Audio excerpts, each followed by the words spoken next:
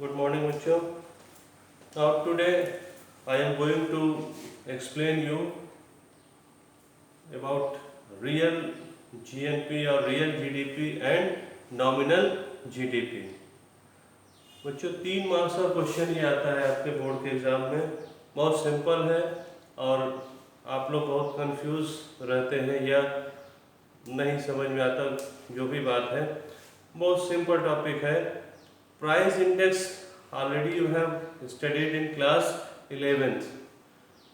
This topic is simply related with that price index or index number. अगर आपको index number का concept है तो इसको समझने में आपको कोई दिक्कत नहीं है। 2 टर्म यहाँ यूज होते हैं। एक हम कहते हैं जीडीपी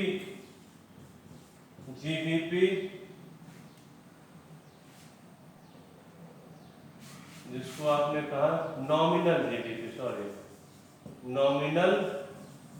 जीडीपी और एक को कहते हैं रियल जीडीपी। ये 2 टर्म यूज हो रहे हैं यहाँ पर, नॉमिनल जीडीपी एंड जीडीपी। ठीक है। This nominal GDP is also called GDP at current prices,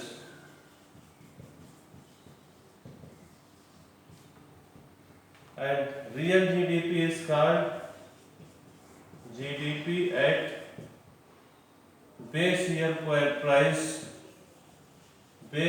price or GDP at base year price or GDP at constant price.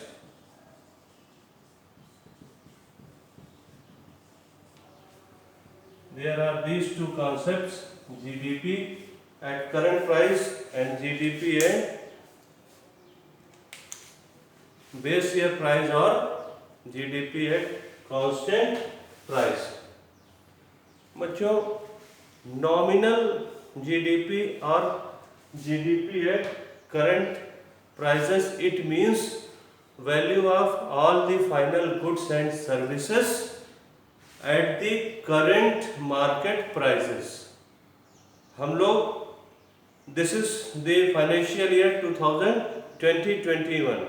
Whatever production has been occurred in during this financial year, when we are calculating the value at this financial year market price, that is called nominal GDP.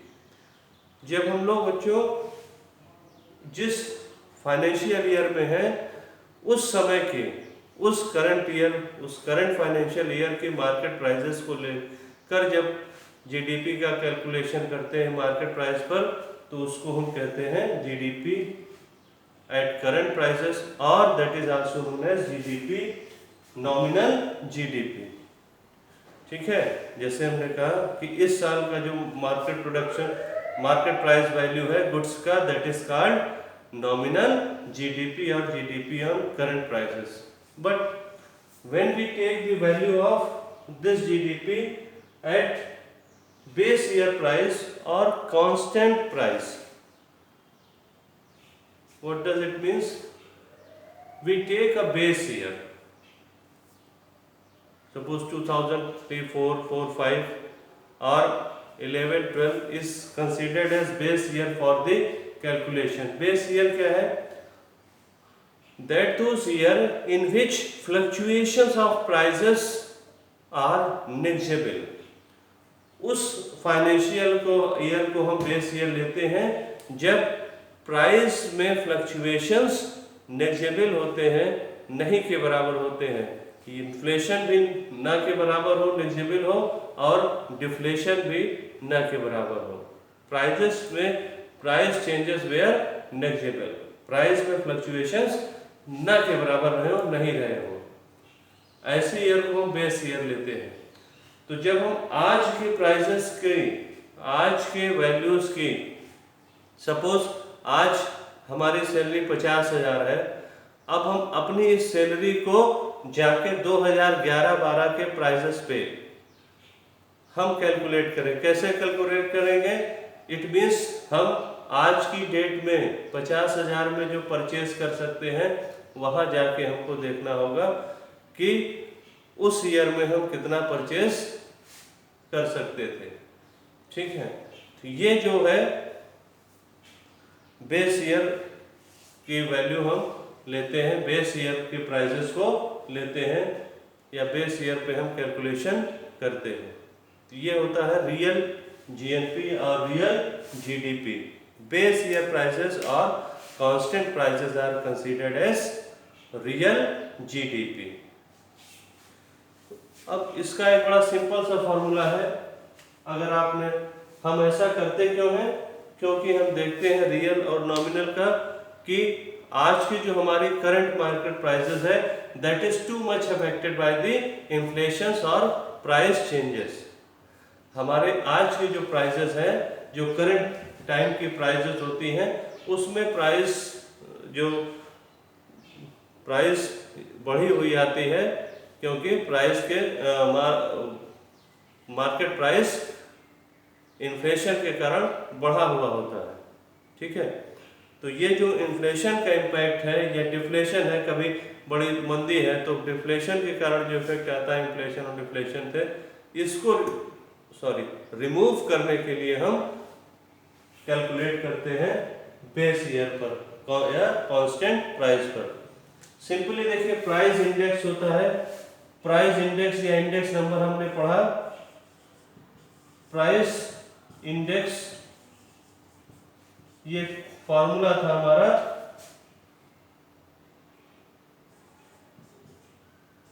P1 upon P0 into 100। ये index number का formula था, जहां पर P1 क्या है? Prices of current year, P0 था prices of base year. अब हम प्राइस इंडेक्स किसका बना रहे हैं? जीडीपी का। तो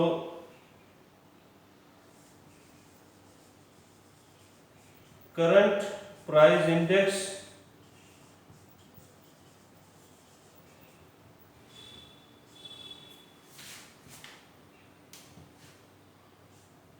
नॉमिनल जीडीपी जिसको आपने कहा जीडीपी एट और GDP at current price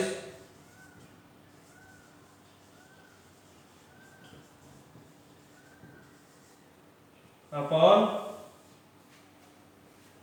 real GDP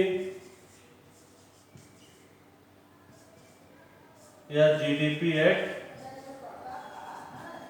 constant price into 100। ये आपका प्राइस इंडेक्स हो गया, जनरल प्राइस इंडेक्स और करंट प्राइस इंडेक्स। इसी को हम कहते हैं, it is also called GDP deflator.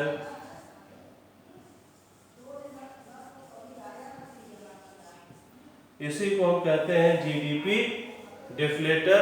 और current price index which is equal to normal GDP upon real GDP into 100।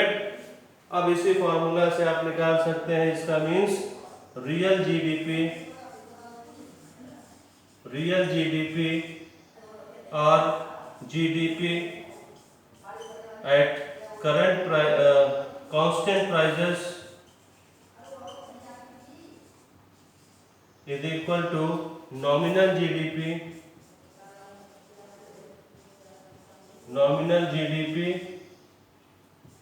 और GDP at current prices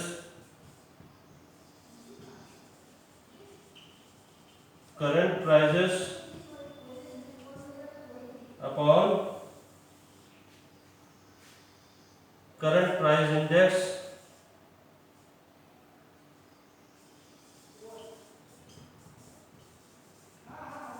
index और जीडीपी डिफ्लेटर इंटू 100। ये फॉर्मूला है बच्चों, जो यहाँ से हमारा सिंपल सा फॉर्मूला इंडेक्स नंबर के फॉर्मूले से ये आया है।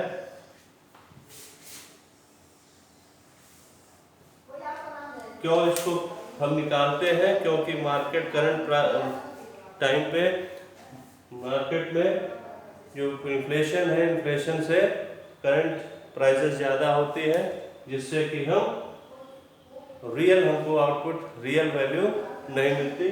ठीक, सपोज करंट प्राइस है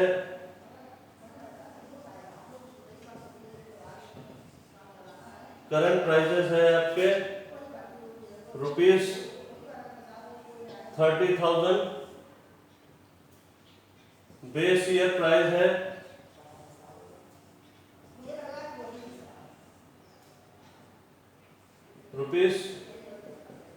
₹10,000। तो जीडीपी डिफ्लेटर क्या हो गया? GDP deflator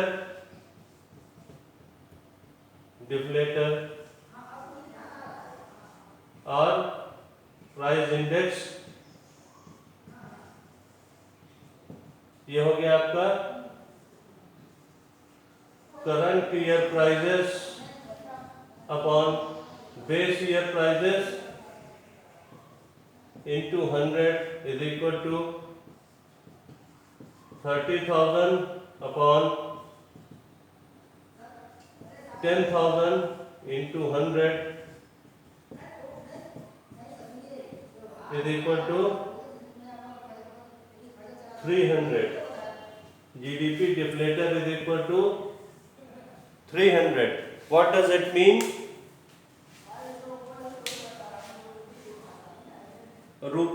Whatever value of ₹10,000 in 2011-12, that is equals to ₹30,000 in 2020-21.